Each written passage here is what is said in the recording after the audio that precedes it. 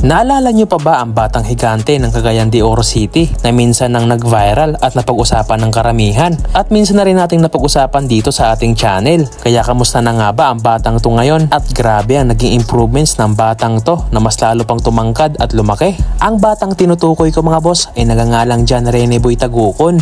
Sa mga hindi nakakakilala sa batang to, siya ay unang nakilala noon nang ma-featured siya ng Hopex Basketball noong 2023 kung saan nag-viral nga ang batang si John Tagukon at gaya nga ng inaasahan, marami ang nagulat at napahanga sa kanyang tangkad na sa mga panahong yun siya ay may edad lang na 15 years old ngunit may height na 6'7" na bihirang-bihira lang mangyari sa Pilipinas dahil ang average height lang ng mga Pilipinong lalaki ay 5'4". Kaya marami ang pumukuha ng pansin sa batang to at hindi lang yun mga boss dahil meron din tong wingspan na 7 feet at ayon pa sa kanyang mga coaches noon ay meron daw tong projected height na 7-footer sa pagtungtong niya ng 21 years old. Kaya mukhang may bago ng gugulat sa mundo mga boss.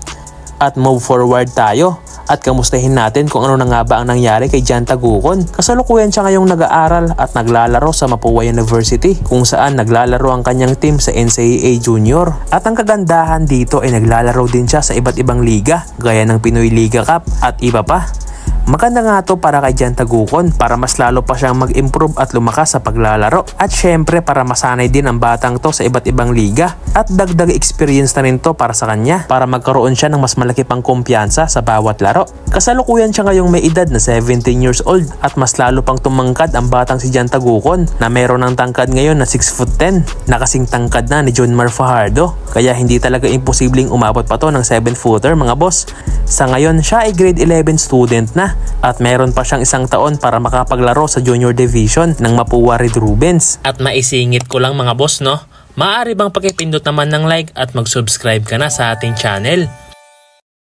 Kung titignan naman natin ang improvements ng batang to, ay makikita mo sa kanya ang improvement ng kanyang footwork at marunong na din itong pumoste sa ilalim at dahil nga sa kanyang tangkad ay malaking advantage ito para madali niyang makuha ang rebound at maasahan din to sa depensa. At ang isa pang nagustuhan ko sa batang to ay masipag itong mag-ensayo at gutom na gutom talaga siya sa pagpapalakas kaya hindi malabong makita natin to na naglalaro sa mga matataas na liga in the future. Sayang lang dahil hindi umabot ang kanyang edad sa Gilas Under 16. Pwede sana natin magamit to as a big man kung nagkataon. So yun mga boss at panoorin natin ang mga highlights ni John Rene Boy Tagukon.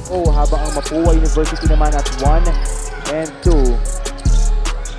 Tagukon down low, that one goes. Miranda goes all the way, drops it down low. Tagukon na. Now here's Lontok taking it all the way. They go here's Josh Pauly. He's gonna challenge Tagukon. Fourth shot doesn't work, leads to a turnover.